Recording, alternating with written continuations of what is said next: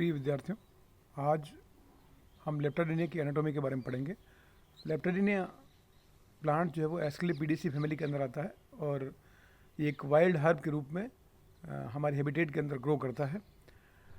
लेप्टाडिनिया के स्टेम के अंदर कुछ विशेष प्रकार के लक्षण पाए जाते हैं, जिसमें एबनॉर्मलिटी के तौर पे और हम कह सकते हैं कि जो है इसके अंदर जो असंगतता के रूप में दो प्रकार के फ्लोएम पाए जाते हैं। एक इंट्राजाइलरी फ्लोएम कहलाता है, दूसरा इंटरजाइलरी फ्लोएम कहलाता है। हम आने वाली स्लाइड्स में देखेंगे कि किस प्रकार से इसकी एनाटॉमी के अंदर ये विशिष्ट लक्षण उत्पन्न होते हैं और किस प्रकार से इस तने को एक विशिष्ट संरचना प्रदान करते हैं।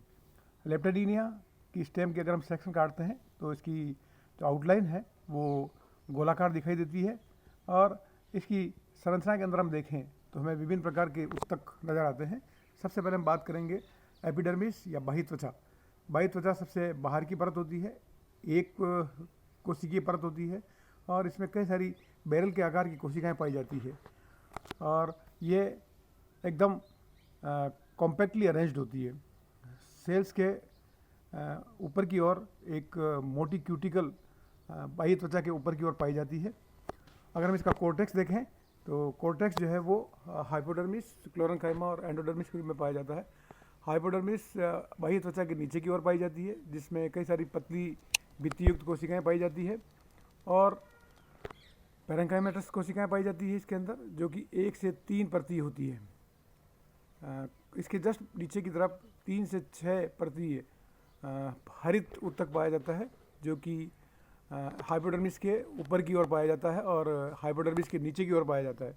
इसमें कई सारी क्लोरोप्लास्ट या हरित लवक पाए जाते हैं और बीच बीच में इसमें अंतरकोशिकीय स्थल पाए जाते हैं। लेप्टाडिनिया के स्टेम में अगर हम देखें तो कोर्टेक्स की जो अंतिम परत है वो एंडोडर्मिस के रूप में पाई जाती है, जिसे हम अंतःत्वचा कहते हैं। ये भी बैरल आकार की कोशिकाओं की बनी होती है। इसके अंदर खूब संख्या के अंदर स्टार्च के ग्रेन्स पाए जाते हैं और इसकी कोशिकाओं के अंदर कैस्पिरेंट पट्टियों का अभाव होता है।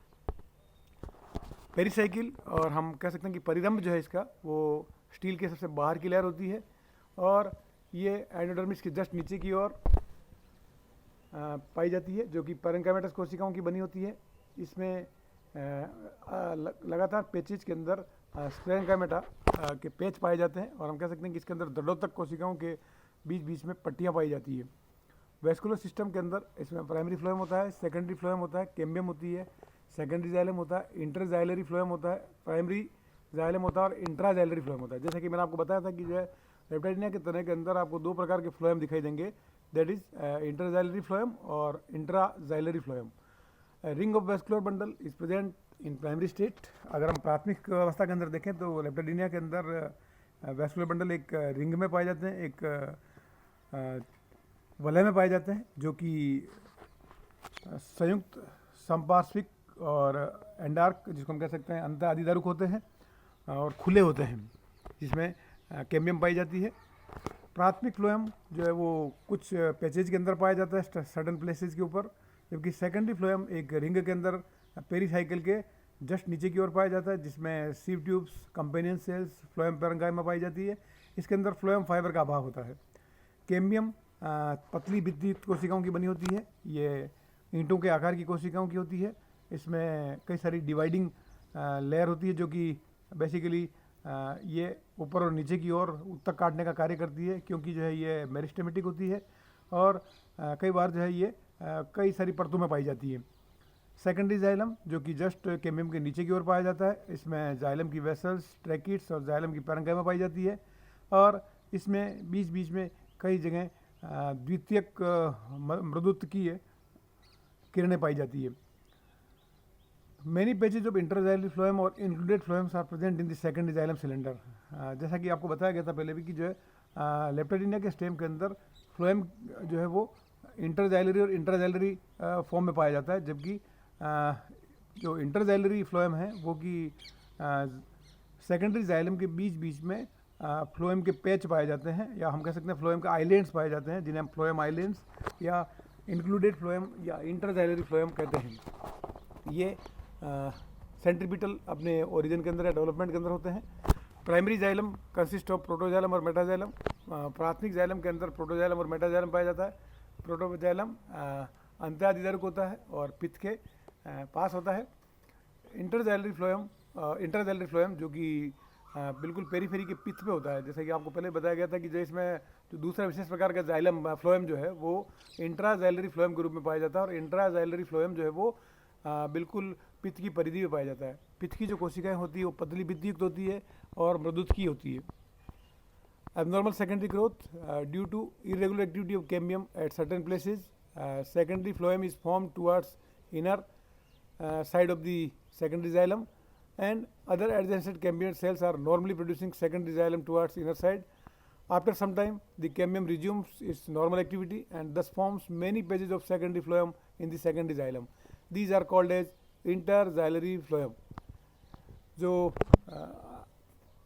अंतःफ्लोएमी या अंतरफ्लोएमी फ्लोएम जो होता है, अंतरजाइलमी फ्लोएम जो होता है, हम कह सकते हैं कि जो है फ्लोएम आइलैंड्स, या जिसे हम कहते हैं कि जो है इंटरजाइलरी फ्लोएम का निर्माण जो है वो कैम्बियम की एबनॉर्मल एक्टिविटी के कारण होता है। और कैम्बियम अपनी एबनॉर्मल एक्टिविटी में कुछ स्थानों पर एबनॉर्मल हो जाता है और अंदर की तरफ जाइलम काटने के बजाय फ्लोएम काटने लग जाता है, और कुछ समय के बाद में इसकी एक्टिविटी वापस नॉर्मल हो जाती है, और इस कारण से जाइलम के बीच बीच में फ्लोएम के कई सारे पेच बन जाते हैं, और इसे हम इंटरजाइलरी फ्लोएम कहते हैं। और इसी प्रकार से इंटरजाइलरी फ्लोएम जो है वो द्वितीयक नेचर का होता है। सेकेंडरी ग्रोथ के दौरान इंटरजाइलरी फ्लोएम का निर्माण होता है, जबकि प्राथमिक असंगतता के रूप में इसके अंदर जो है बाइकोलेटरल बंडल होने के कारण जो अंदर की तरफ पित्त की पेरिफेरी के ऊपर एक और फ्लोएम पाया जाता है जिसे हम इंट्राजाइलरी फ्लोएम कहते हैं। सो इंट्राजाइलरी फ्लोएम जो कि पित्त की परिधि के ऊपर उपस्थित होता है। तो इसमें दो प्रकार के फ्लोएम जो कि लेप्टाडीनिया के स्टेम की मुख्य विशेषता है, ये एबनॉर्मल कैरेक्टरिस्टिक के रूप में पाया जाता है। अगर हम इसकी पहचान करें लेप्टाडीनिया की, तो लेप्टाडीनिया के एक द्वितीयक तने का रूप है, और इसके अंदर जो है जाइलम के अंदर वेसल्स पाई जाती है, और वेसल्स जो परफोरेटेड एंड वॉल्स होती है, और स्केलेरिफॉर्म एंड रेगुलरली अरेंज होल्स होते हैं इसमें, और इसीलिए एंजियोस्पर्म के अंदर इसको क्लासीफाई किया जाता है। Vascular bundle conjoint, collateral, open और एंडार्क होते हैं जो कि स्टेम का कैरेक्टरिस्टिक है, और वेस्कुलर बंडल एक वलय में होते हैं, रिंग में होते हैं, और इसमें कैम्बियम पाई जाती है जो कि एक डाइकोटिलेडन्स का कैरेक्टर है। सो लेप्टाडीनिया इज ए डाइकोटिलेडन स्टेम। अगर हम इसके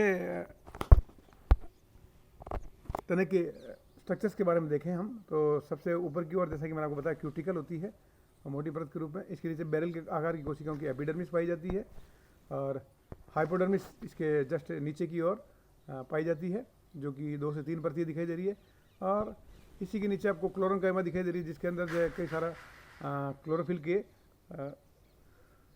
मॉलिक्यूल्स पाए जाते हैं इसके अंदर।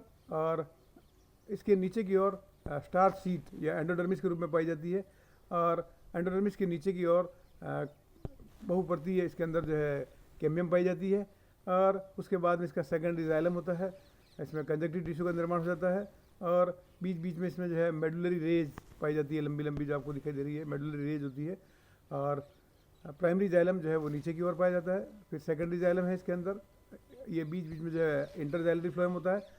अगर हम इसके वो पैचेज अगर हम देखें तो ये जाइलम के बीच बीच में जो गोले दिखाई दे रहे हैं ये सारे इंटरजाइलरी फ्लोएम के होते हैं, और इंट्राजाइलरी फ्लोएम जो है वो पित्त की परिधि के ऊपर पाया जाता है। बाकी सारी लेयर्स जो है आपको सेलुलर डायग्राम के अंदर दिखाई दे रही है।